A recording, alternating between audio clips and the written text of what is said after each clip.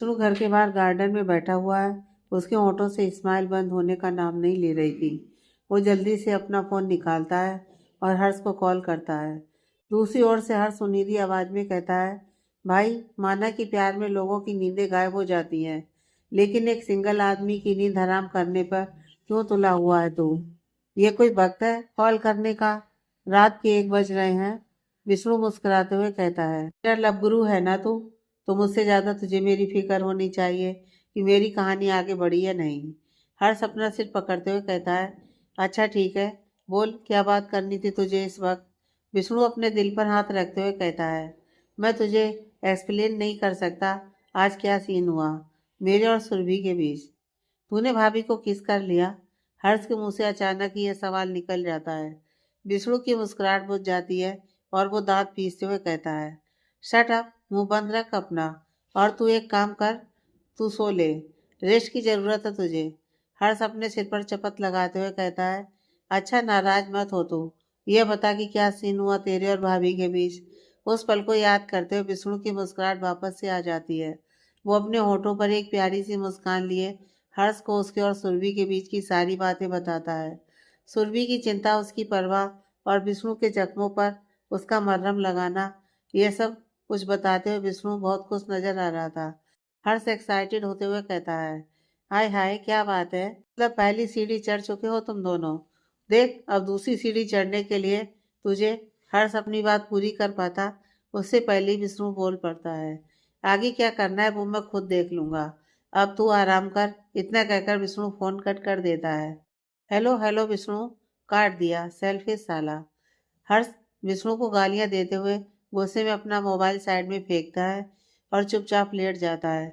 लेकिन फिर कुछ सोचते हुए उसके होठों पर भी मुस्कान बिखर जाती है। अगले दिन हाल के एक कोने में बने मंदिर में सुरभि दादी, निर्मला जी और नैना भगवान की आरती कर रहे हैं। विष्णु जिम करके वापस आ रहा था तो उसकी नजरें सुरभि की तलाश करते हुए मंदिर की तरफ जा पहुंची। इस वक्त सुरभि भगवान की आरती कर रही थी, इसलिए उसने अपने सिर पर पल्लू डाला हुआ था। उसे देखकर विष्णु के होठों पर एक मुस्कान आ गई। आखिर सुरभि लगी इतनी प्यारी रही थी।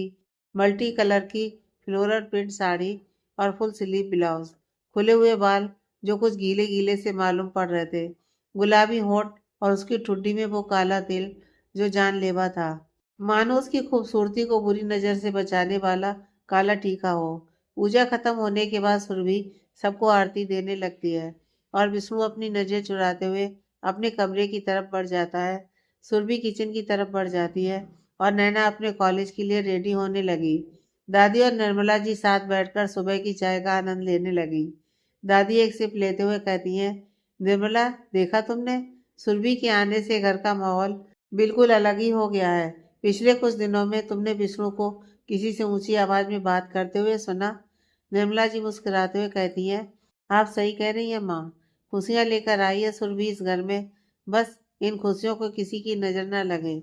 दोनों की बातें चल रही थी, तभी नैना रेडी होकर निकलने लगती है तो दादी उसे देखकर कहती है, नाश्ता तो करती जा।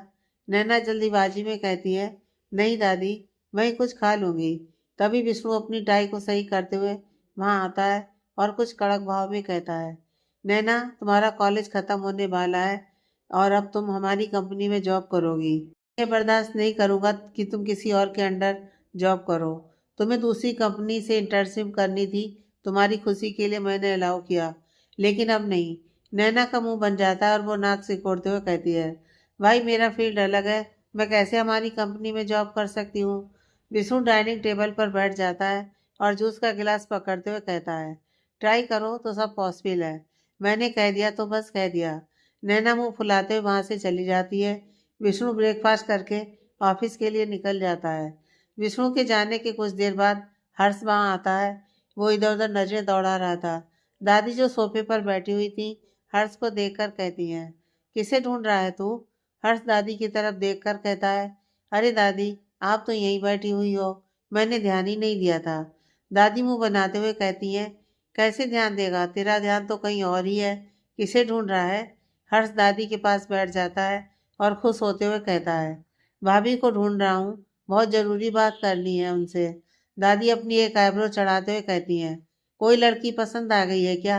हर्ष अपने मुंह पर हाथ रखते हुए शौक ढूंढने की एक्टिंग करता है।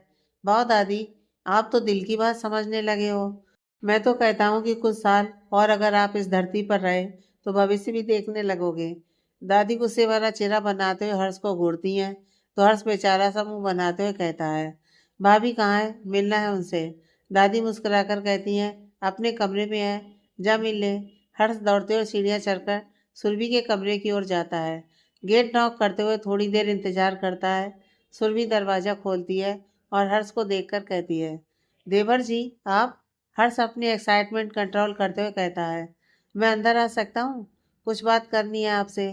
सुरभि हर्ष को अंदर आने का इशारा करती है। हर्ष आकर आराम से सोफे पर पैर फैलाकर बैठ जाता है।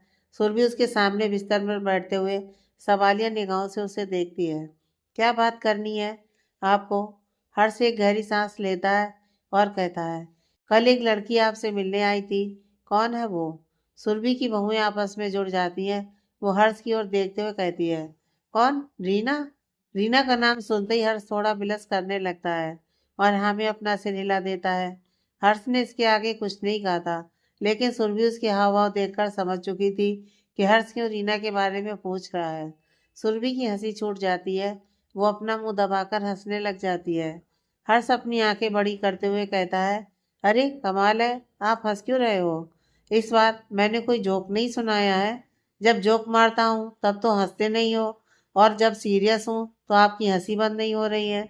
सुरभि अपनी हंसी कंट्रोल करते हुए कहती है, आप अमीर हो? हर्ष अपना कॉलर ऊंचा करते हुए कहता है, ऑफ कोर्स, मेरे डैड का बिजनेस काफ़ी सक्सेसफुल है और मेरी सिंगिंग का तो आपको पता ही है, रोज़ कहीं ना कहीं कॉन्सर्ट रहता ही है। पैसे बहुत हैं अपने पास, कोई टेंशन की बात नहीं है। सुरभि मुस्कुराकर कहती है, फिर तो भूल जाइए उसे। हर्ष आंखें बड़ी करके कहता है, अरे लेकिन क्यों? सुरभि कुछ गंभीर होते हुए कहती है, वो इसलिए कि उसे अमीरों से नफरत है। हर्ष परेशान हो जाता है, ये क्या बात हुई? गरीबों को लड़कियां ठुकराती हैं ये सुना था, लेकिन अमीरों को भी ठुकराती हैं ये आज सुन रहा हूँ। सुरभि सीरियस होकर कहती है, देखिए देवर जी, रीना ऐसी ही है। कुछ साल पहले एक लड़के से प्यार करने लगी थी, उसे पसंद करती थी। वो लड़का काफ़ी अमीर घर से था, लेकिन जब शादी करने की बारी आई तो उस लड़के ने हाथ पीछे खींच लिए। उसने रीना से साफ कह दिया कि वो बस रीना का यूज़ करना चाहता था और रीना ने उसे इस मकसद में कामयाब नहीं होने दिया। रीना का यही इरादा था कि शादी से पहले वो इतना आगे नहीं बढ़ेगी। इस वजह से वो लड़का रीना से दूर हो गया, क्योंकि रीना ने उसके सामने सिर्फ एक ही ऑप्शन रखा था और वो था शादी। रीना किसी से प्यार करती थी, यह सुनकर हर्ष ऐसे ढीले पड़ गया जैसे किसी गुब्बारे से हवा निकल गई हो। वो आगे कुछ नहीं कहता है और सिर झुकाए हुए सुरभि के कमरे से बाहर निकल जाता है। रात का वक्त विष्णु की कार BR बिला के बाहर रुकती है। ड्राइवर कार का दरवाज़ा खोलता है तो विष्णु बाहर निकलता है और तेज कदमों से होते हुए हाल में आता है। वो आगे बढ़ ही रहा होता है कि उसकी नज़र एक नौकर पर पड़ती है जो कुछ काम कर रहा था। विष्णु के दिमाग में इस वक्त क्या चल रहा था यह भी समझना मुश्किल था।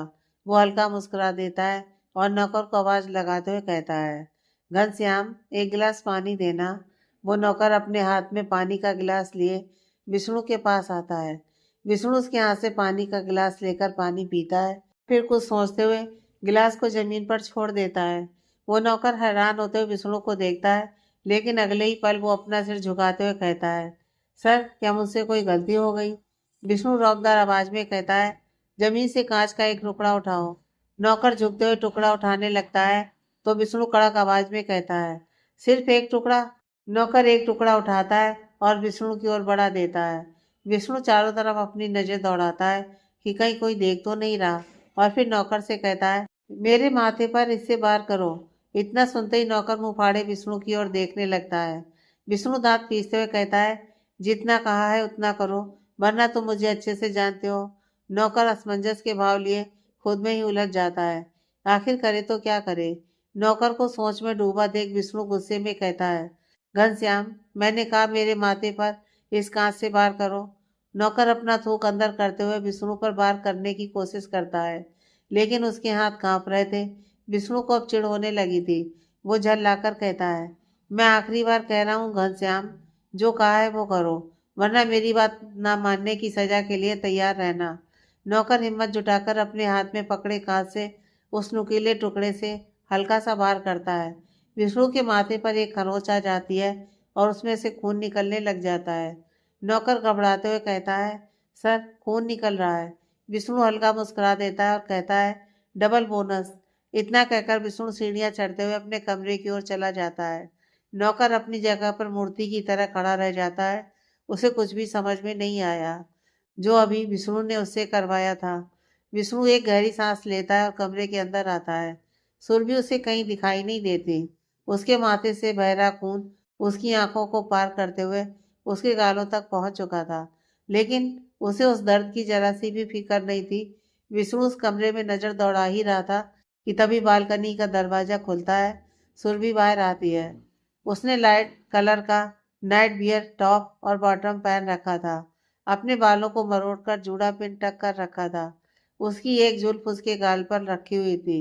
विष्णु कुछ पल के लिए सुरभि की खूबसूरती को निहारता है और फिर एक्टिंग करते हुए आगे बढ़ने लगता है। वो अपने सिर में हाथ लगाए हुए था और चेहरे के एक्सप्रेशन ऐसे थे मानो वो बहुत तकलीफ में था।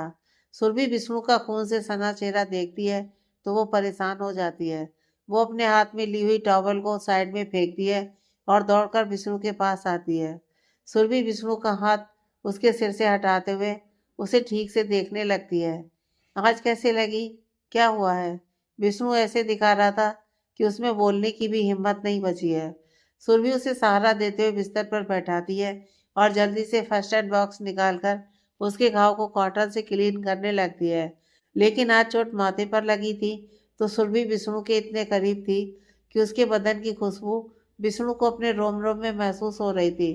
विष्णु अपनी नजरें एक पल के लिए भी सुरभि के गोरे बेदाग मुखड़े से हटा नहीं पा रहा था। सुरभि का पूरा ध्यान विष्णु की चोट को साफ करने में था और विष्णु का पूरा ध्यान सुरभि के परेशान चेहरे पर। सुरभि बैंडेज लगाते हुए कहती है, ये चोट तो बहुत ताजी लग रही है। ऐसा लगता है कि यहीं कहीं घर के आसपास ही लगी है। लेकिन कैसे लगी आपको? सुरभि बैंडेज लगा रही थी तो उसकी एक जुल्फ बार बार उसके गालों को परेशान कर रही थी। विष्णु खुद को रोक नहीं पाता है। सुरभि की उस जुल्फ को बड़ी नजाकत के साथ उसके कान के पीछे लगा देता है। विष्णु के ऐसा करने से सुरभि के हाथ ठहर गए। वो विष्णु की आंखों में देख रही थी। दोनों की नजरें एक दूसरे से टकराईं तो दोनों के दिल जैसे एक साथ धड़क उठे। नजरें उलझती जा रही थीं और सुरभि का तो पता नहीं, लेकिन विष्णु उसकी गहरी आंखों में पूरी तरह से डूब चुका था। उसे कुछ होश नहीं था, लेकिन सुरभि विष्णु से अपनी नजरें हटा लेती है और अपना चेहरा विष्णु से दूर करते हुए उसे देखने लगती है। आपने बताया नहीं, ये चोट कैसे लगी आपको? विष्णु अपनी नजर चुराते हुए कहता है, वो बस गाड़ी का छोटा सा एक्सीडेंट हो गया था। इसमें परेशान होने की कोई बात नहीं है। छोटी सी चोट है। सुरभि कुछ पल विष्णु को देखती है और फिर बिस्तर से उठने लगती है। तभी विष्णु उसकी कलाई जोर से पकड़ लेता है। सुरभि की सांसें थम जाती हैं। वो हैरान होकर विष्णु की ओर पलटती है तो विष्णु उसकी कलाई छोड़ देता है, क्योंकि विष्णु को खुद ही नहीं पता था कि उसने सुरभि को रोका क्यों है और वो क्या कहने वाला है।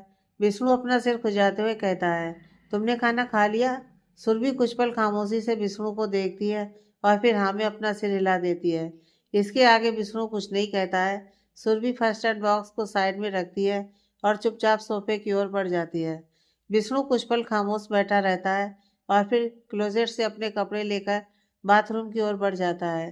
कुछ दिन ऐसे ही निकल गए और एक आज वो दिन था जब इंदौर शहर में होने वाली इंटरनेशनल कॉन्फ्रेंस मीटिंग में बेस्ट ग्रोइंग बिजनेसमैन के हकदार को सम्मानित करना था। सबको उनकी फैमिली के साथ इनवाइट किया गया था और विष्णु इसी उधेड़बुन में था कि सुरभि को लेकर जाए या नहीं।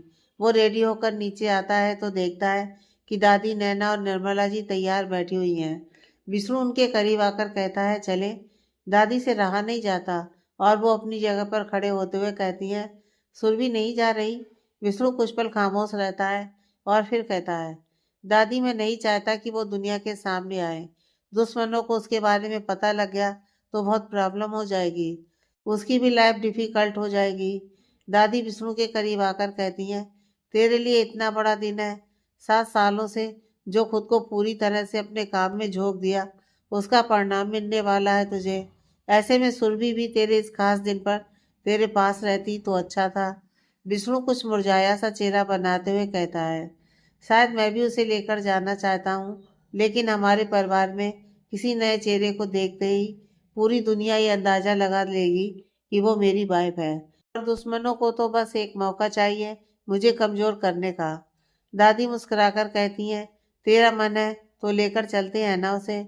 और मैं उसे ऐसे तैयार होने को बोलती हूँ कि कोई देखकर यह नहीं कहेगा कि यह शादीशुदा है। हम उसे नैना की खास दोस्त कहकर परिचय करवा देंगे। विष्णु कुछ पल खामोश रहता है और फिर गहरी सांस लेते हुए कहता है, नहीं दादी, मैं इतना बड़ा रिस्क नहीं ले सकता। चलिए, हमें लेट हो रहा है। इतना कहकर विष्णु तेज कदमों से बाहर निकल जाता है।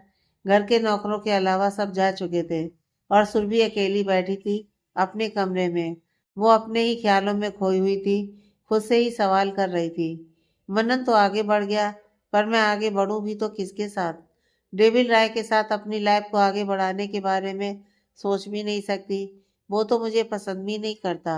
यह शादी भी उसने अपनी ईगो को सेटिस्फाई करने के लिए और मुझे अपने सामने झुकाने के लिए की थी।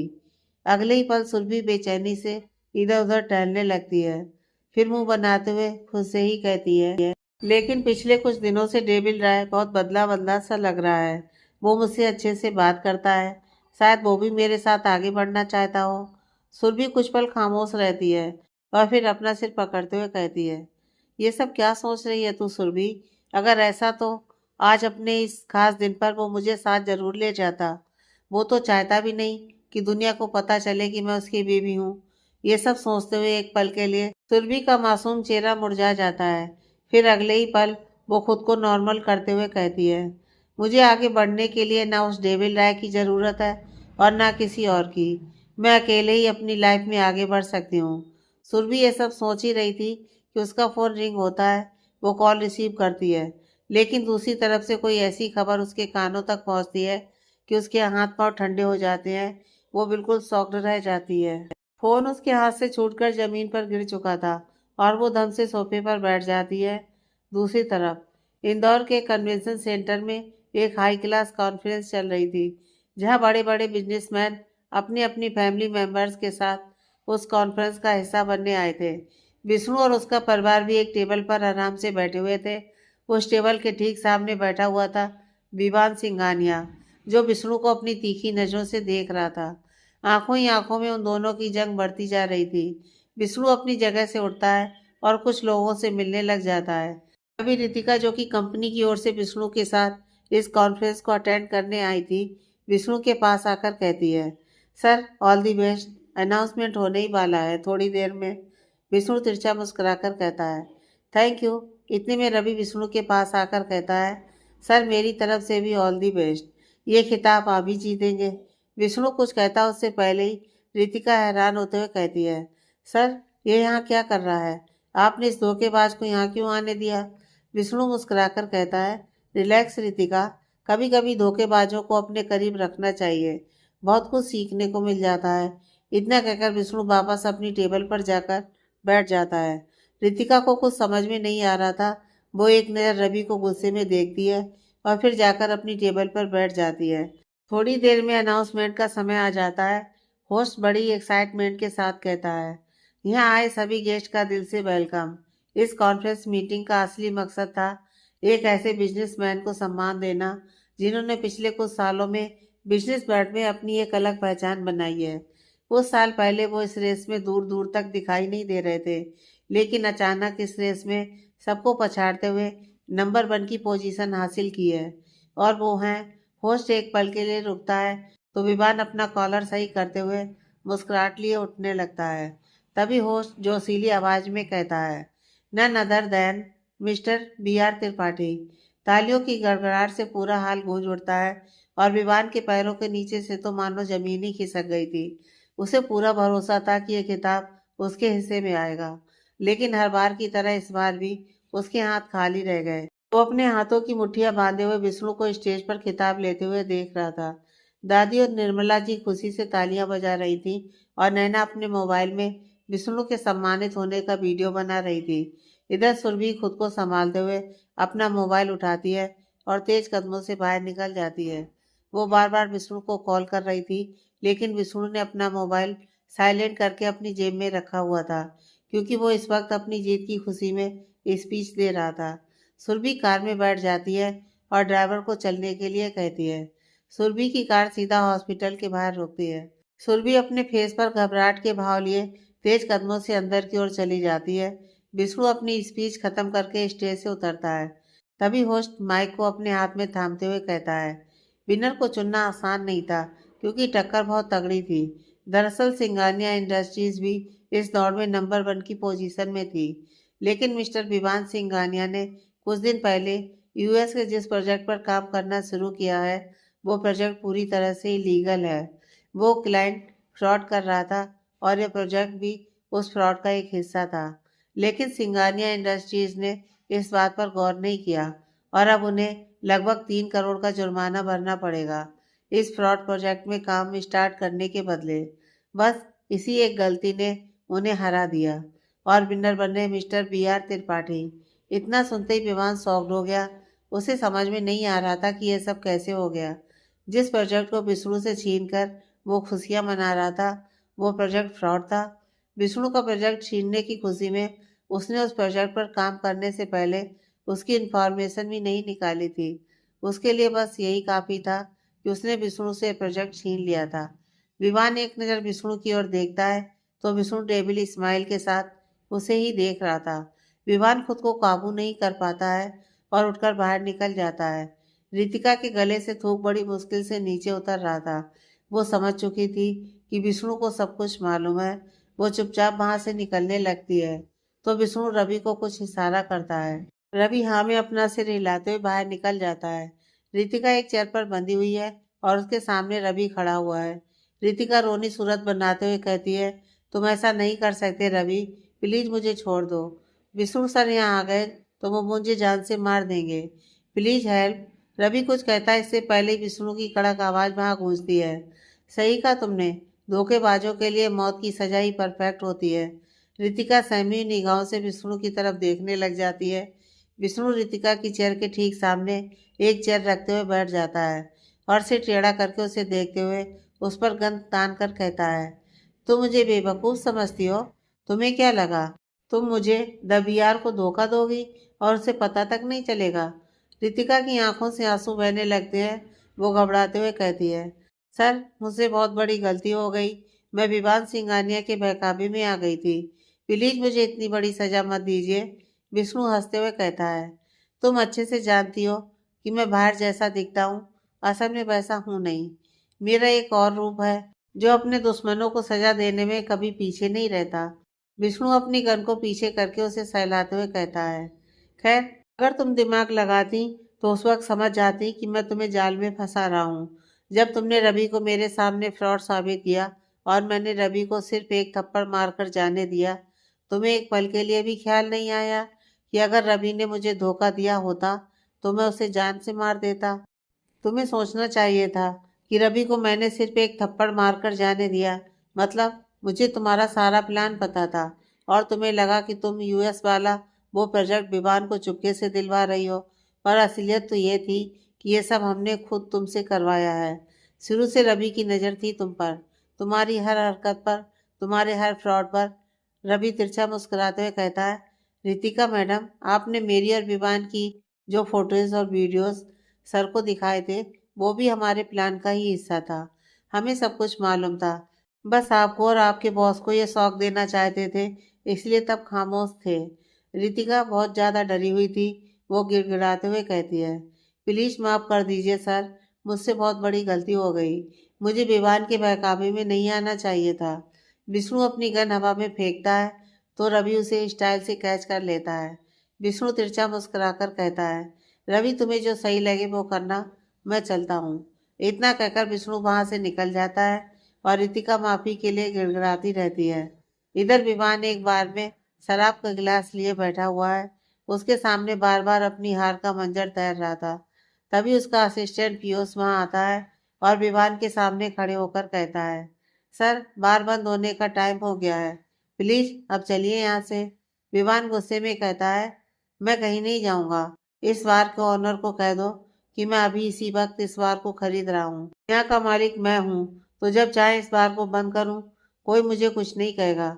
विमान की बात सुनकर पीयूष बोल पड़ता है, उस फ्रॉड प्रोजेक्ट में काम करने का जुर्माना भी भरना है हमें।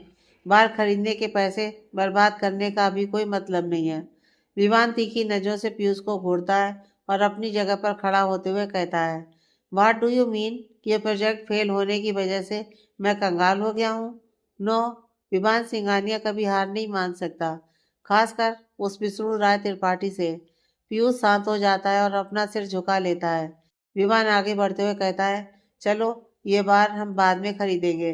पीयूष अपना सिर झटकते हुए विमान के पीछे जाता है। रात के लगभग 3 बज रहे थे। वो अपने कमरे का दरवाजा खोलकर अंदर आता है तो मुड़कर दरवाजा लॉक करता है। आगे कदम बढ़ाते हुए सीधा बिस्तर पे बैठ जाता है। एक गहरी सांस लेकर खुद को नॉर्मल करता है और अपनी टाई लूज करते हुए उसे निकालता है। अपने ब्लेजर को उतारकर बिस्तर पर फेंकते हुए विष्णु अपनी शर्ट की बटन खोलने लगता है, जो अभी तक जैसे किसी सोच में गुम था। तभी उसकी नज़रें सोफे पर मासूमियत से सो रही सुरभि पर पड़ती है। सुरभि को देखकर ही उसके होंठ थोड़े से खिल जाते हैं। वो अपना शर्ट उतारकर अपने बदन से अलग करता है और सुरभि के करीब जाता है। कुछ पल मुस्कुराकर सुरभि को देखता है और फिर सोई हुई सुरभि से बातें करने लग जाता है। आई एम सॉरी, मैं आज तुम्हें अपने साथ लेकर जाना चाहता था, लेकिन नहीं ले जा पाया, मजबूर था। मैं नहीं चाहता था कि किसी की भी नज़र तुम पर पड़े। मेरी वजह से मेरे दुश्मन तुम्हें यूज़ करें, यह मुझसे बर्दाश्त नहीं होगा। विष्णु झुककर सुरभि के बालों को उसके गाल से हटाता है और उसके गाल में हल्के से अपनी हथेली रखते हुए कहता है, अब और इंतजार नहीं होगा मुझसे। बहुत जल्द कहूँगा तुमसे अपने दिल की बात, मैं तुम्हारे लिए क्या फील करता हूँ। जरूर बताऊंगा तुम्हें। सुरभि को देखते हुए विष्णु अपने उमड़ते हुए जज्बातों को संभाल नहीं पाया और उसके होंठ चूमने के लिए आगे बढ़ जाता है। लेकिन होठों के बीच रह गए थोड़े से फासले के बीच विष्णु अपना रुख मोड़ लेता है और सुरभि के माथे पर हल्के से किस करता है। प्लीज मेरा हाथ थाम लेना, मना मत करना। विष्णु सुकून से सो रही सुरभि को कुछ पल अपनी नजरों की गहराई से देखता है और फिर अपने बिस्तर पर जाकर लेट जाता है। लेकिन न जाने आज कौन सी खुशी थी जो विष्णु की आंखों में नींद नहीं आने दे रही थी। शायद वो एक नई सुबह के इंतजार में था। शायद मन ही मन उसने यह डिसाइड कर लिया था कि वो जल्दी सुरभि से कहेगा अपने दिल की बात। दुश्मन की तरह मिले और नफरत हो गई, या नफरत का इरादा मगर मोहब्बत हो गई है। अगली सुबह विष्णु जिम करके कमरे में आता है, तभी सुरभि बाथरूम से बाहर आती है। उसने क्रीम कलर की शिफॉन साड़ी के साथ स्लीवलेस ब्लाउज पहन रखा था। उसके गीले बाल उसके चेहरे से लेकर कंधे तक में बिखरे हुए थे। उसकी मासूम आंखों में कुछ झिझक सी बसी हुई थी। वो शायद इसलिए क्योंकि विष्णु की निगाहों की तपिश उसे अपने शरीर पर महसूस हो रही थी। विष्णु के कदम सुरभि की ओर बढ़ने लगे थे। यह देखकर सुरभि घबराहट के कारण अपने बालों को कान के पीछे करते हुए अपना सिर झुका लेती है, लेकिन उसके बाल फिर से निकलकर उसके गालों पर बिखर जाते हैं। सुरभि फिर से अपने बालों को किनारे करने की कोशिश करती है। उससे पहले ही वो अपना हाथ आगे करते हुए सुरभि के गीले बालों को उसके कान के पीछे लगाने लगता है।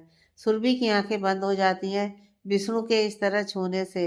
न जाने उसे अपने शरीर में कैसी अजीब सी हलचल महसूस होने लगी थी। धड़कनों को काबू करना तो सुरभि के लिए मुश्किल ही हो रहा था।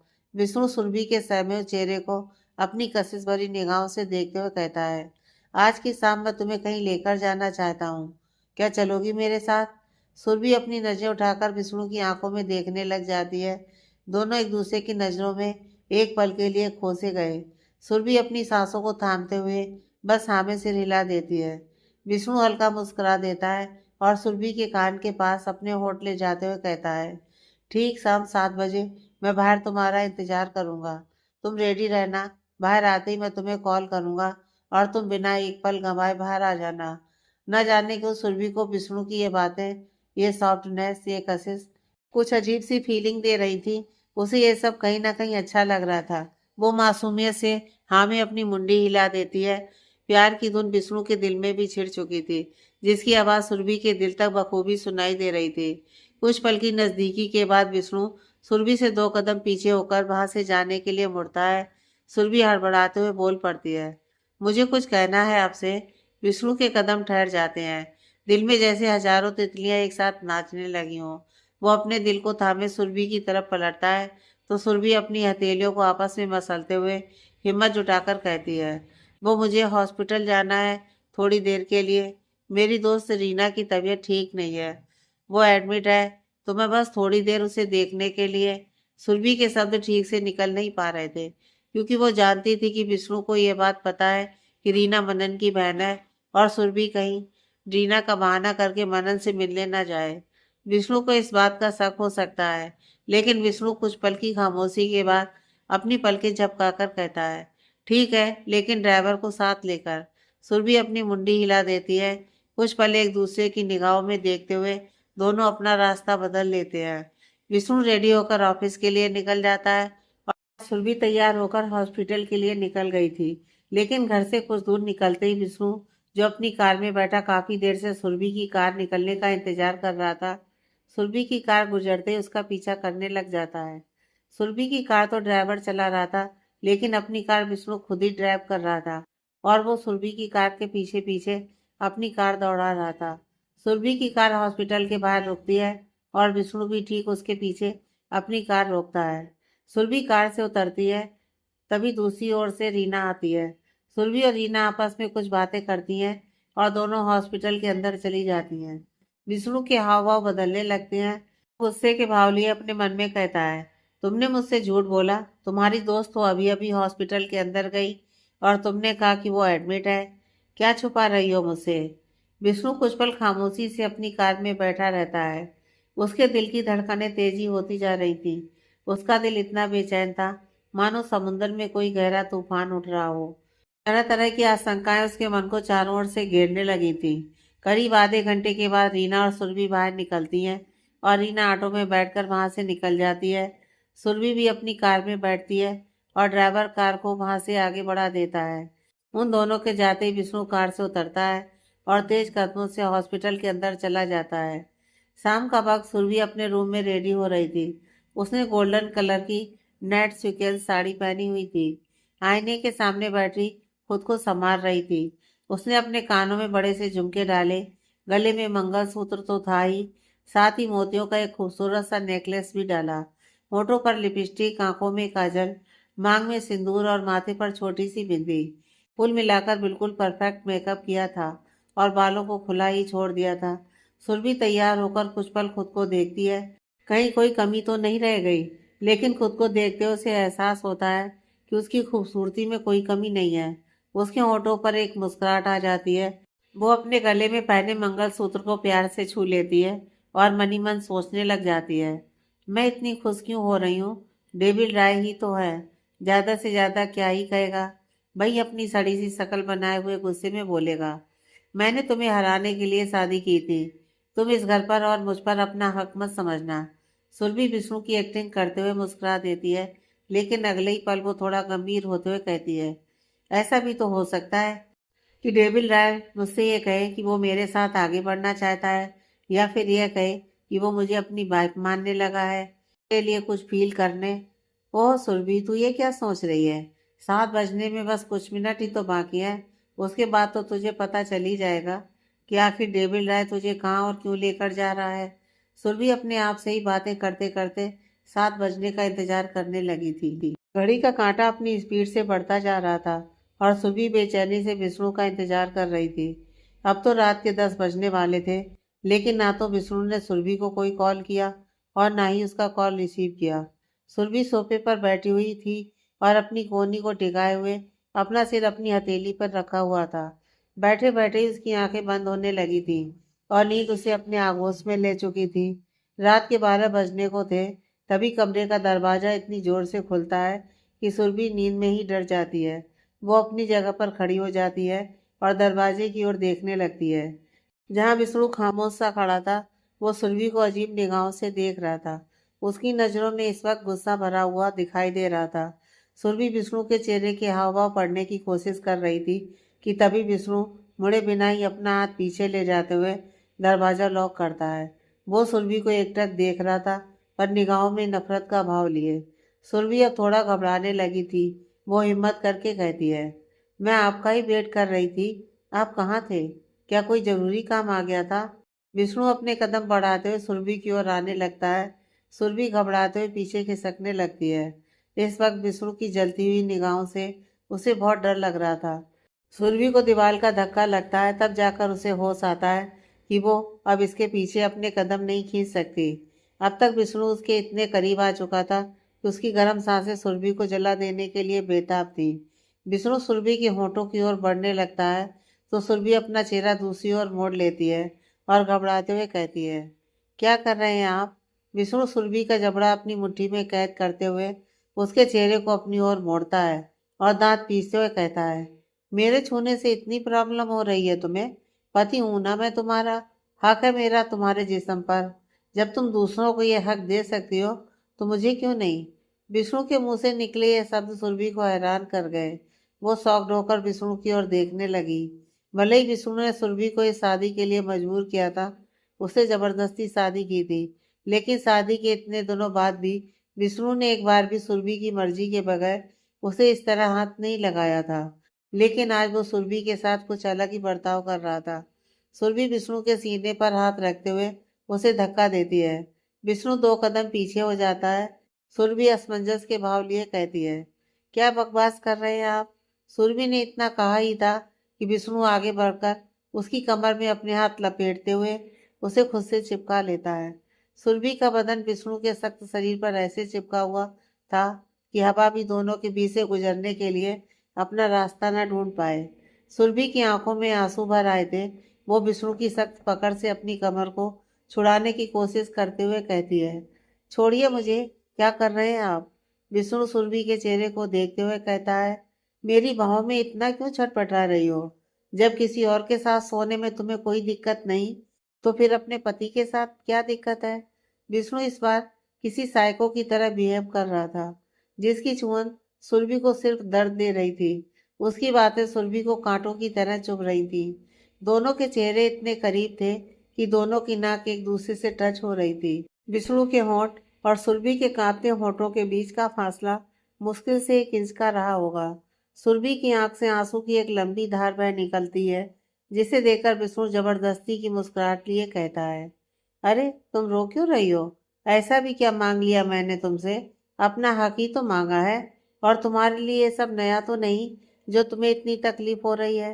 सुरभि विष्णु की आंखों में देखते हुए कहती है, मुझे समझ में नहीं आ रहा कि आप ऐसी बातें क्यों कर रहे हैं। क्या हो गया है? विष्णु सुरभि को झटके से छोड़ता है तो सुरभि पीछे दीवार में टकरा जाती है। वो सहमी हुई निगाहों से विष्णु की ओर देख रही थी। विष्णु उसके नजदीक आकर कहता है, तुम्हें समझ क्यों आएगा? तुम तो बहुत इनोसेंट हो ना।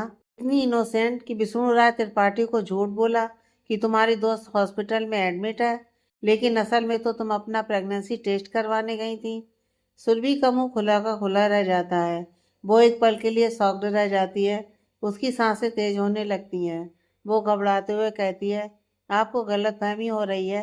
मैंने आपसे झूठ कहा था, लेकिन मैं प्रेगनेंसी टेस्ट करवाने के लिए नहीं गई थी। मैं तो इसलिए गई थी कि जस्ट शट अप। सुरभि के शब्द अभी उसके मुंह से बाहर निकल ही रहे थे, लेकिन विष्णु की डांट ने उसके शब्दों को बाहर निकलने से रोक लिया। विष्णु सुरभि की बाजू को अचानक पकड़ता है और उसे झटके से पीछे घुमा देता है। सुरभि पेट के बल दीवार में चिपक जाती है। विष्णु पीछे से सुरभि के बहुत नजदीक आ जाता है और अपना एक हाथ दीवार में चिपका लेता है। दूसरे हाथ से वो सुरभि के लंबे बालों को उसकी पीठ से हटाता है। सुरभि की गोरी मुलायम पीठ अब विष्णु की आंखों के सामने थी। विष्णु अपनी एक उंगली सुरभि की पीठ में चलाते हुए ऊपर से नीचे की तरफ लाने लगता है। इस बात का एहसास होते ही सुरभि, जिसे विष्णु ने जबरदस्ती पेट के बल दीवार से चिपका रखा था, वो विष्णु की पकड़ से आजाद होने की कोशिश करते हुए कहती है, छोड़िए मुझे प्लीज, आप मुझे गलत समझ रहे हैं। मैं प्रेग्नेंट नहीं हूँ। विष्णु सुरभि की गर्दन में पीछे से अपना सिर रखते हुए कहता है, तो क्या रिपोर्ट झूठ बोल रही है? सुरभि आहूजा की प्रेगनेंसी रिपोर्ट पॉजिटिव कैसे हो गई? शादी हुए 1 महीने से ऊपर का समय हो रहा है, पर मैंने तो तुम्हें हाथ भी नहीं लगाया। फिर किसका बच्चा है तुम्हारे पेट में? विष्णु की बातें सुरभि को बहुत तकलीफ दे रही थी। उसे समझ में नहीं आ रहा था कि विष्णु क्यों ऐसी बातें कर रहा है। वो सोच भी नहीं पा रही थी कि वो कैसे विष्णु को अपनी बात समझाए, कैसे उसे यकीन दिलाए कि उसे कोई गलतफहमी हो रही है। सुरभि की आंख से आंसू थमने का नाम नहीं ले रहे थे। विष्णु सुरभि की पीठ में अपने होठ रब करते हुए कहता है, शादी से पहले तुम्हारा उस मनन के साथ रिश्ता था ना? सो चुकी थी तुम उसके साथ? इतना आगे बढ़ गई थी उसके साथ, या फिर शादी के बाद मुझसे झूठ बोल कर गई थी उसके पास? बोलो। सुरभि विष्णु के पेट में जोर से अपनी कोहनी मारती है। विष्णु 2 कदम पीछे हो जाता है। सुरभि की इस हरकत से विष्णु गुस्से से उसे घूरता है। सुरभि अपनी भरी हुई निगाहों से विष्णु की ओर देखकर कहती है, आप मेरे बारे में ऐसी घटिया बातें कैसे कर सकते हैं? आप सोच भी कैसे सकते हैं कि मैं ऐसी लड़की हूँ बिना किसी रिश्ते के किसी को अपना सब कुछ सौंप दे? मैं प्रेग्नेंट नहीं हूँ। मैं मानती हूँ आपसे झूठ कहा था कि रीना हॉस्पिटल में एडमिट है और मैं उसे देखने जाना चाहती हूँ, लेकिन सच्चाई ये थी कि तुम चुपके से अपना टेस्ट करवाने गई थी। बहुत बेवकूफ़ बना लिया तुमने। अब कोई झूठी स्टोरी अपने दिमाग में बनाने की कोशिश मत करो, क्योंकि तुम्हारी ये रिपोर्ट जो मैंने उसी हॉस्पिटल से ली है, इसमें साफ लिखा है कि यू आर प्रेग्नेंट। इतना कहते हुए विष्णु अपनी जेब से रिपोर्ट निकालता है और सुरभि के हाथ को कठोरता से पकड़ते हुए जबरदस्ती उसके हाथ में रख देता है। सुरभि की हिम्मत तो नहीं हो रही थी, लेकिन वो अपने कांपते हाथों से उस रिपोर्ट को सही से पकड़ती है और देखती है कि उसके नाम की इस रिपोर्ट में प्रेगनेंसी टेस्ट पॉजिटिव है। ये देखते ही सुरभि के हाथ पांव ठंडे हो जाते हैं। उसके हाथ से वो रिपोर्ट छूटकर नीचे गिर जाती है। विष्णु अभी भी नफरत के भाव लिए उसे घूर रहा था। सुरभि उस रिपोर्ट को देखने के बाद विष्णु की तरफ देखते हुए कहती है, मेरा यकीन करिए, ये रिपोर्ट सच्ची नहीं है। मैं आपको कह रही हूँ ना कि मुझे जब किसी ने छुआ ही नहीं तो मैं प्रेग्नेंट कैसे हो सकती हूँ? भरोसा करिए। विष्णु सुरभि की बाजू पकड़कर उसे झटके से अपने पास खींचता है और दांत पीसते हुए कहता है, भरोसा? इस शब्द से तो मेरा भरोसा बहुत पहले उठ चुका है, लेकिन मैं ना जाने तुम्हारे सामने इतना कमजोर कैसे पड़ गया कि तुम पर यकीन कर बैठा। तुम्हारे साथ जो कुछ किया उसके लिए पहली बार विष्णु राय त्रिपाठी को पछतावा हुआ। पहली बार दिल में यह ख्याल आया कि मैं अपनी जिंदगी में आगे बढ़ सकता हूँ तुम्हारा हाथ थाम कर। पर नहीं, मैं गलत था। हर लड़की की तरह तुम भी धोखेबाज निकली। तुम अलग नहीं थी, पर समझ बैठा तुम्हें सबसे अलग। सुरभि का पूरा चेहरा आंसुओं से भीग चुका था। उसका छोटा सा नाक रोते हुए लाल पड़ चुका था। उसकी घनी पलकें आंसुओं से भीग चुकी थी। वो सिसकते हुए कहती है, झूठे इल्जाम लगा रहे हैं आप मुझ पर। बस एक बार यकीन कर लें, मैं आपको प्रूव कर दूंगी कि मैं प्रेग्नेंट नहीं हूँ। विष्णु अचानक से सुरभि के बालों को अपनी मुट्ठी में भर लेता है। सुरभि की चीख निकल जाती है। विष्णु दांत पीसते हुए कहता है, नहीं है यकीन मुझे तुम पर। जब अपने बॉयफ्रेंड को उसका हक दे चुकी हो तो फिर अपने पति को क्यों उसके हक से दूर रखना? हूँ? इतना कहकर विष्णु झटके से सुरभि को बेड की ओर धकेलता है। सुरभि खुद को संभाल नहीं पाती और बिस्तर पर गिर जाती है। विष्णु गुस्से में सुरभि को घूरते हुए उसके नजदीक आने लगता है तो सुरभि सहम जाती है। वो बिस्तर में ही पीछे खिसकने लगती है। विष्णु जल्दी जल्दी अपने शर्ट के बटन खोलता है और सुरभि के करीब आकर उसे छूने के लिए अपना हाथ आगे बढ़ाता है। सुरभि अपना पैर पीछे खींच लेती है और बेड में खुद को समेटने लगती है। विष्णु उसका पैर पकड़कर उसे खींचता है तो सुरभि एकदम सीधी होकर बिस्तर पर लेट जाती है। इससे पहले कि वो उठने की कोशिश करती, विष्णु अपने सख्त शरीर का भार उसके कोमल बदन पर डालते हुए उसे कैद कर लेता है। सुरभि छटपटाने लगती है। विष्णु उसके दोनों हाथों को उसके सिर के ऊपर करते हुए अपने एक हाथ में कैद कर लेता है। सुरभि का जबड़ा पकड़ उसका चेहरा अपनी ओर घुमाते हुए विष्णु उसके होठों को चूमने के लिए बढ़ता है। सुरभि आंखें बंद किए हुए कहती है, प्लीज मत कीजिए, आप मुझे बहुत दर्द दे रहे हैं। विष्णु अपने होठों को बढ़ने से रोककर सुरभि को नफरत से देखता है और दर्द भरी आवाज में कहता है, यू कांट इमेजिन कि मुझे कितना दर्द दिया है तुमने। मुझे कितनी तकलीफ हो रही है इसका अंदाजा तुम बिल्कुल नहीं लगा सकती। दर्द दिया है तो दर्द सहना भी पड़ेगा ना। इतना कहकर विष्णु सुरभि के मुलायम नाजुक होठों को अपने सख्त होठों के बीच कैद कर लेता है। उसे सुरभि के दर्द की बिल्कुल भी परवाह नहीं थी। उसे अपने गुस्से में इस वक्त यह बिल्कुल समझ नहीं आ रहा था कि यह सब करके वो सुरभि के शरीर से ज्यादा उसके मन को चोट पहुंचा रहा है। लेकिन विष्णु का गुस्सा उसके कंट्रोल से बाहर था। वो सुरभि को कहीं ना कहीं इतना प्यार करने लगा था कि सुरभि किसी के साथ रिश्ते में इतना आगे बढ़ चुकी है, ये बात उससे बर्दाश्त नहीं हो रही थी। ऐसे तो दो लोगों के होंठ जुड़े तो बस एक ही एहसास दिल में जागता है और वो है प्रेम का एहसास। लेकिन आज सुरभि के होंठ विष्णु के होंठों की गिरफ्त में ऐसे फंसे थे जैसे किसी बहुत बड़े जुर्म की सजा मिल रही हो। उस किस में विष्णु का सारा गुस्सा उसकी सारी जिद, उसका फ्रस्ट्रेशन, उसकी जलन, सब कुछ शामिल था, जो सुरभि को बहुत तकलीफ दे रहा था। सुरभि की आंख के कोनों से आंसू लगातार बह रहे थे। वो छटपटा रही थी खुद को आजाद करने के लिए, लेकिन विष्णु के गुस्से की कैद में वो हिल भी नहीं पा रही थी। सुरभि को तो अब सांस भी बड़ी मुश्किल से आ रही थी। न जाने गुस्से में भी कैसे विष्णु को एहसास हो गया और उसने सुरभि के होठों को आजाद कर दिया। सुरभि जल्दी जल्दी सांस लेने लग जाती है। विष्णु कुछ पल उसे गुस्से में देखता है और फिर उसकी साड़ी का पल्लू उसके सीने से हटाने लगता है। तभी सुरभि कसकर अपना पल्लू अपनी मुट्ठी में दबा लेती है और विष्णु की तरफ देखते हुए कहती है, आपको याद है, आपने एक दिन मुझसे कहा था कि आप कुछ भी करें लेकिन मेरी जान नहीं ले सकते। आप सपने में भी मुझे नुकसान नहीं पहुंचा सकते, लेकिन ये सब करके आप मेरी जान ही ले रहे हैं, मार रहे हैं आप मुझे। प्लीज मत करिए। सुरभि की बात सुनकर विष्णु के चेहरे के भाव एक पल के लिए गंभीर हो जाते हैं। उसका हाथ जो सुरभि का पल्लू खींचने के लिए आगे बढ़ा था, वो खुद ब खुद पीछे हो जाता है। विष्णु के कानों में उसके कहे हुए शब्द गूंजने लग जाते हैं, मैं कुछ भी करूं लेकिन तुम्हारी जान कभी नहीं लूंगा। ट्रस्ट मी, मैं तुम्हें सपने में भी नुकसान नहीं पहुंचा सकता।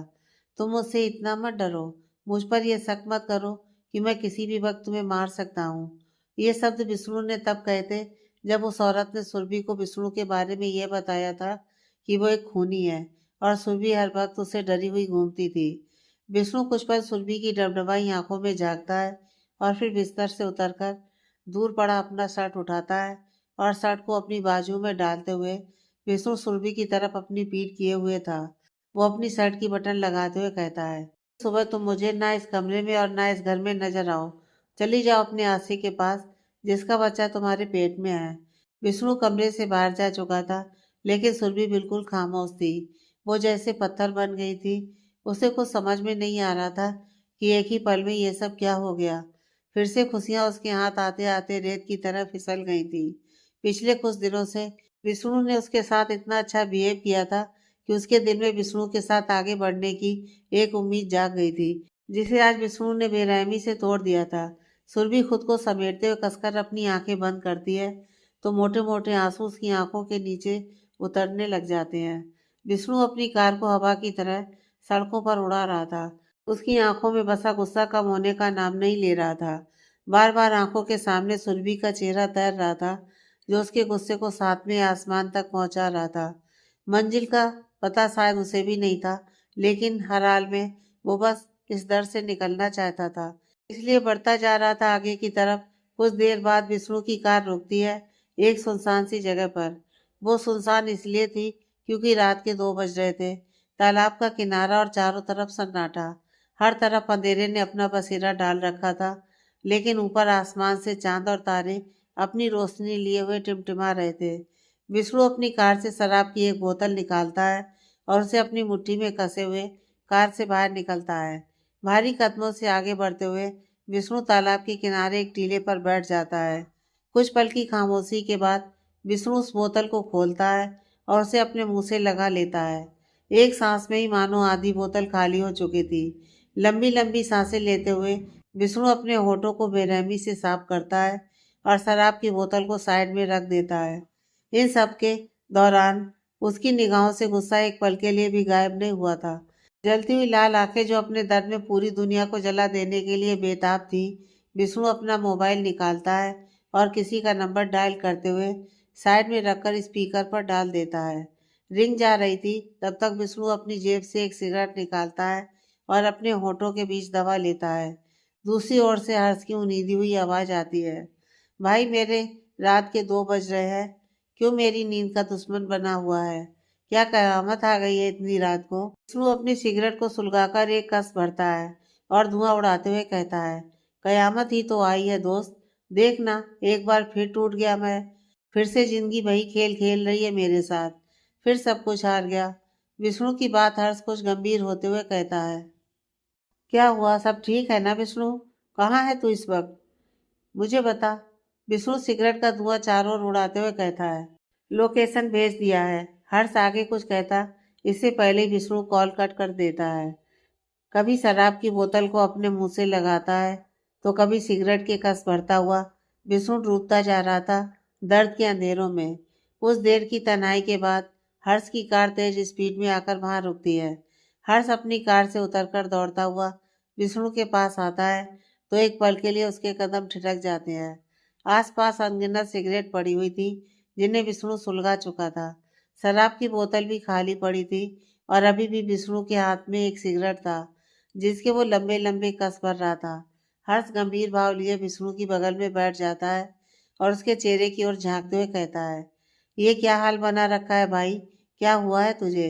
विष्णु हर्ष की ओर देखे बिना कहता है, भाई जो विष्णु राय की किस्मत में लिखा है, दर्द, तकलीफ, धोखा, आंसू, बेचैनी। कुछ दिनों के लिए भूल बैठा था अपनी किस्मत, ख्वाब सजोने लगा था, प्यार तलाशने लगा था, लेकिन मुझसे बड़ा बेवकूफ़ कौन होगा। सब जानता था मैं, मुझे पता था कि आगे चलकर क्या होने वाला है। मैं अपना दिल उसे दूंगा और वो उसके टुकड़े कर देगी। इसके बावजूद मैं आगे बढ़ता गया। एक ही गलती कोई इंसान बार बार कैसे कर सकता है? I am very stupid. यह सब कहते हुए विष्णु की आंखों से आंसू की एक धार बह निकली जिसका एहसास खुद उसे भी नहीं हो पाया था। हर्ष विष्णु को हैरानी से देख रहा था। उसे समझ नहीं आ रहा था कि कल तक प्यार की सीढ़ियां चढ़ने के लिए बेकरार विष्णु आज अचानक दिल टूटने के गम में कैसे चूर हो गया। हर्ष एक गहरी सांस लेकर कहता है, क्या किया है सुरभि ने? विष्णु खामोश रहता है। आगे कुछ कहने की हिम्मत उसमें बची नहीं थी, लेकिन हर्ष जोर देकर कहता है, क्या हुआ है बताएगा? क्या किया है सुरभि ने? विष्णु सिगरेट का कस भरते हुए कहता है, वो मैं तुझे नहीं बता सकता, बस इतना जान ले कि उसने मेरा दिल तोड़कर हजारों टुकड़ों में बिखेर दिया। हर्ष कुछ सोचते हुए कहता है, समझ गया, तुझे शायद ऐसा लग रहा है कि सुरभि अभी भी अपने उस दोस्त का, क्या नाम है उसका, हाँ मनन, उसे भूल नहीं पाई है। अरे यार, इतनी सी बात पर तुझे यूं हार मानने की ज़रूरत नहीं है। ज़रूर तुझे कोई गलतफहमी हो रही है, क्योंकि मुझे ऐसा लगता है कि मनन की बहन जिस दिन घर आई थी और सुरभि के सामने अपने भाई की पोल खोली थी, उस दिन से सुरभि भी आगे बढ़ना चाह रही थी। तू थोड़ा सब्र तो रख मेरे भाई। हर्ष की बात सुनकर विष्णु अपना सिर घुमाकर उसकी तरफ देखता है और फिर वापस खामोशी से सामने की ओर देखने लगता है। हर्ष मुंह बनाते हुए कहता है, अच्छा छोड़ ये सब, मैं तुझे एक जोक सुनाता हूँ। हर्ष आगे कुछ कहता उससे पहले विष्णु बोल पड़ता है, दिल टूटने पर कोई शायरी हो तो वो सुना, जोक नहीं सुनना मुझे। हर्ष कुछ पल खामोश रहता है और फिर एक गहरी सांस लेते हुए कहता है, तू पास रह के भी दूर थी, तू दूर रह के भी दूर है, तुझसे प्यार न करना चाहूँ फिर भी दिल ये मजबूर है। सब कहते हैं वो तेरी नहीं रही, अब तू मूव ऑन कर जा, पर किसी से एक तरफा प्यार करना भी तो एक गुरूर है। हर्ष की शायरी सुनकर विष्णु दर्द के साथ मुस्कुरा देता है। विष्णु की जिद में न चाहते हुए भी हर्ष को उस जगह से वापस घर लौटना पड़ता है और विष्णु अपनी तन्हाई के साथ सारी रात ही उस शांत माहौल में गुजार देता है। बी आर मिला। सुबह दादी और निर्मला जी भगवान की आरती कर रहे थे। आरती खत्म करके निर्मला जी चिंता भरे स्वर में कहती है, आज सुरभि उठी नहीं, रोज तो हमसे पहले आरती करने लग जाती थी, कहीं उसकी तबीयत तो खराब नहीं है। दादी बहुएं सिकोड़ते हुए कहती हैं, हाँ विष्णु भी नहीं दिखा सुबह से, रोज तो इस वक्त जिम करने के लिए निकलता था अपने कमरे से। तभी नैना रेडी होकर तेज कदमों से बाहर की ओर निकल रही थी। दादी उसे आवाज देकर रोकती हैं। नैना चुपचाप खड़ी हो जाती है। दादी उसके पास आकर कहती हैं, इतनी सुबह सुबह कहाँ जा रही है? नैना मुस्कुराकर कहती है, वो दादी, आज मेरे एग्जाम का रिजल्ट आने वाला है ना, तो मैं पहले मंदिर जाऊंगी और फिर कॉलेज के लिए निकलूंगी। दादी उसके सिर पर हाथ फेरते हुए कहती हैं, ठीक है जा, भगवान करे तेरा रिजल्ट बहुत अच्छा आए। नैना तेज कदमों से बाहर निकल जाती है।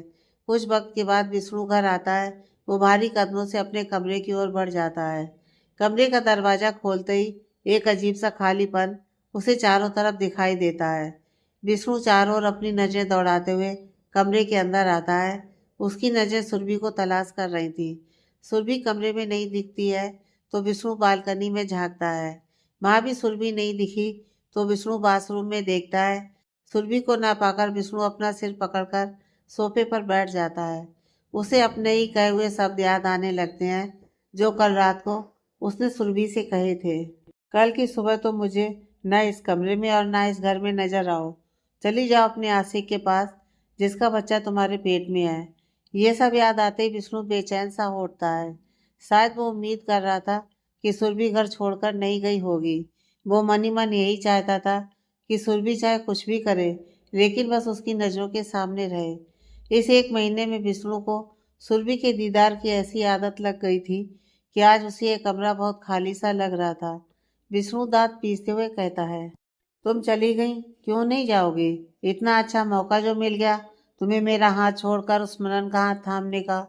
तुम्हें थोड़ी कोई फिक्र पड़ता है मुझसे दूर होने में। फर्क तो मुझे पड़ता है, ना जाने क्यों तुम्हारे इतने बड़े धोखे के बाद भी मेरा ये दिल तुम्हें अपनी नज़रों के सामने चाहता है। क्यों? विष्णु अपने जज्बातों में इस कदर उलझता जा रहा था कि इस उलझन से बाहर निकलना उसके लिए बहुत मुश्किल था। दूसरी ओर नैना की कार सीधा हॉस्पिटल के बाहर रुकती है। नैना ड्राइवर को रुकने का कहती है और तेज कदमों से हॉस्पिटल के अंदर चली जाती है। नैना रिसेप्शन पर खड़ी एक नर्स के पास जाती है और हिम्मत जुटाते हुए कहती है, मेरी प्रेगनेंसी टेस्ट की रिपोर्ट आज मिलने वाली थी, आप प्लीज़ चेक करिए। नर्स सामने रखे सिस्टम में नज़रें गड़ाए हुए कहती है, नाम? नैना अपना नाम लेते हुए रुक जाती है और फिर एक गहरी सांस लेते हुए कहती है, सुरभि आहूजा। नर्स चेक करते हुए नैना की ओर देखती है और कहती है, आपकी रिपोर्ट्स तो आपके हस्बैंड ले जा चुके हैं। इतना सुनते ही नैना की आंखें बड़ी हो जाती हैं और वो हैरान होते हुए कहती है, व्हाट डू यू मीन? आप ऐसे कैसे किसी को भी मेरी रिपोर्ट्स दे सकते हैं? नर्स थोड़ा घबराते हुए कहती है, देखिए मैम, कल आपके हस्बैंड यहाँ आए थे और आपकी रिपोर्ट्स मांगी। हमने उन्हें मना किया तो उन्होंने कहा कि वो सुरभि आहूजा के हस्बैंड है और हमने ये रिपोर्ट्स अगर उन्हें नहीं दी तो वो हमें इलीगल केसेस में फंसा देंगे। हमें उनकी धमकी के आगे झुकना पड़ा। नर्स की बात सुनकर नैना के पैरों के नीचे से मानो जमीन ही खिसक गई। वो खुद को मजबूत करने की कोशिश करते हुए कहती है, रिपोर्ट पॉजिटिव थी या निगेटिव? नर्स मुस्कुराकर कहती है, ऑफ कोर्स पॉजिटिव थी। You are pregnant Surabhi ji, congratulation. Naina भारी कदमों से वापस लौट आती है। उसके कदम बड़ी मुश्किल से आगे बढ़ रहे थे। वो अपने पेट में हाथ रखती है तो उसकी आंखों से आंसू निकलने लगते हैं। वो हॉस्पिटल के बाहर रखी चेयर पर धम से बैठ जाती है और खुद से ही कहने लगती है, वो रिपोर्ट्स भाई लेकर गए यहाँ से, तो क्या उन्हें पता लग गया कि मैं प्रेग्नेंट हूँ? लेकिन रिपोर्ट्स तो सुरभि के नाम पर थी, तो शायद भाई को यह लग रहा होगा कि सुरभि प्रेग्नेंट है। क्या चल रहा होगा इस वक्त भाई के मन में? कुछ समझ नहीं आ रहा मुझे। इधर विष्णु रेडी होकर अपने ऑफिस के लिए निकल रहा था। वो तेजी के साथ सीढ़ियाँ उतरते हुए नीचे आता है। तभी उसकी नज़र किचन की ओर चली जाती है, जहाँ से उसे एक जानी पहचानी खुशबू अपनी ओर खींच रही थी। विष्णु खुद ब खुद उस ओर खींचा चला गया। उसके कदम अपने आप ही किचन की ओर बढ़ गए। उसकी नज़र सुरभि पर पड़ती है, जो काम करने में बहुत बिजी थी। उसका पूरा ध्यान अपने काम में था। कभी वो चूल्हे पर पक रही सब्जी को कलछी से चलाती तो कभी आटा गूंदने लग जाती। इन सब में उसकी जुल्फें बार बार उसके गालों को परेशान कर रही थी। वो आटे से सने हुए हाथों से भी अपने बालों को सही कर रही थी और इस कोशिश में उसके माथे पर और गाल में भी आटा लग चुका था। सुरभि को तंग देख विष्णु के होंठ खिल जाते हैं और वो सुरभि के बिल्कुल नज़दीक जाता है और उसे एकटक निहारते हुए उसकी जुल्फों को कान के पीछे करता है। सुरभि विष्णु की तरफ अपने मासूम नज़रों से देखती है तो विष्णु अपनी हथेली उसके गाल पर रखते हुए उसके माथे को चूमने के लिए अपने होंठ आगे करता है। तभी एक आवाज़ विष्णु को सुनाई देती है, सर आपको कुछ चाहिए? इस आवाज़ से विष्णु पीछे पलटता है तो घर की मेड सिर नीचे झुकाए हुए खड़ी थी। विष्णु खुद को देखता है, उसका हाथ अभी भी हवा में था। वो जल्द से अपना हाथ पीछे खींच लेता है और अपना ब्लेजर सही करते हुए तेज कदमों से बाहर निकल जाता है। विष्णु हॉल से होते हुए बाहर की ओर जाने लगता है। तभी दादी की आवाज़ उसके कानों में पड़ती है, कहाँ जा रहा है बिना नाश्ता किए? विष्णु दादी की तरफ पलटकर कहता है, ऑफिस में ज़रूरी मीटिंग है दादी, मैं वहीं कुछ खा लूँगा। विष्णु जाने के लिए मुड़ता है कि दादी एक सवाल और कर बैठती हैं, सुरभि कहाँ है विष्णु? वो सुबह से दिखाई नहीं दे रही है, कहीं गई है क्या? सुरभि का जिक्र सुनते ही विष्णु के चेहरे पर दर्द सा उभर आता है, लेकिन वो अपने भाव दादी से छुपाते हुए कहता है, वो कुछ दिनों के लिए अपनी माँ के घर गई है। उसके पापा की तबीयत ठीक नहीं थी तो कुछ दिन वो वहीं रहेगी। दादी विष्णु के चेहरे को पढ़ते हुए कहती हैं, तू ठीक है ना बेटा? तेरा चेहरा ऐसा मुरझाया हुआ सा क्यों है? विष्णु मुस्कुराकर कहता है, आप चिंता ना करें दादी, कोई नई बात नहीं है, दर्द सहने की आदत है, मुझे कुछ नहीं होगा। इतना कहकर विष्णु तेज कदमों से बाहर निकल जाता है और दादी सोच में डूबी हुई उसे देखती रह जाती हैं। इधर सुरभि अपने कमरे में चुपचाप बैठी हुई है, उसका चेहरा मुरझाया हुआ है, वो जैसे किसी सोच में गुम थी और उसकी आंखों से बार बार आंसू निकलकर बाहर आ रहे थे। तभी उमा जी अपने हाथ में चाय का कप लिए कमरे में आती हैं और सुरभि की बगल में बैठते हुए उसके कंधे पर हाथ रखती हैं। उमा जी के स्पर्श से सुरभि अपनी सोच से बाहर आ जाती है और उनकी तरफ देखकर बिना मन के मुस्कुरा देती है। उमा जी सुरभि की तरफ देखकर कहती हैं, तू ठीक है ना बेटा, कोई बात है क्या? अगर कोई समस्या है तो मुझे बता। सुरभि झूठी मुस्कान लिए कहती है, माँ जब से मैं आई हूँ आप एक ही सवाल किए जा रहे हो। कह दिया ना, बस आप लोगों की याद आ रही थी तो चली आई। क्या शादी के बाद बेटी इतनी पराई हो जाती है कि उसे अपने ही घर वापस आने के लिए सफाई देनी पड़े? उमा जी सुरभि के सर पर हाथ फेरते हुए कहती हैं, नहीं बेटा, मैं तेरे यहाँ आने से परेशान नहीं हूँ, बल्कि मैं तो तेरे चेहरे पर दिख रहे परेशानी के इन भावों को देखकर चिंता में हूँ। मुझे ना जाने क्यों लग रहा है कि तू कुछ छुपा रही है। सुरभि चाय का कप अपने हाथ में उठाते हुए एक सिप लेती है और कहती है, ऐसा कुछ नहीं है, आप फालतू में लोड ले रही हैं। अब मैं कुछ दिन यही हूँ तो आपको एक काम में मेरा साथ देना होगा। उमा जी भौहें चढ़ाते हुए कहती हैं, कौन सा काम? सुरभि मुंह बनाते हुए कहती है, पापा को मनाने का काम। बहुत नाराज रह लिए वो मुझसे, अब मैं उनकी और नाराजगी बर्दाश्त नहीं कर सकती। प्लीज माँ, आपको मेरी हेल्प करनी होगी।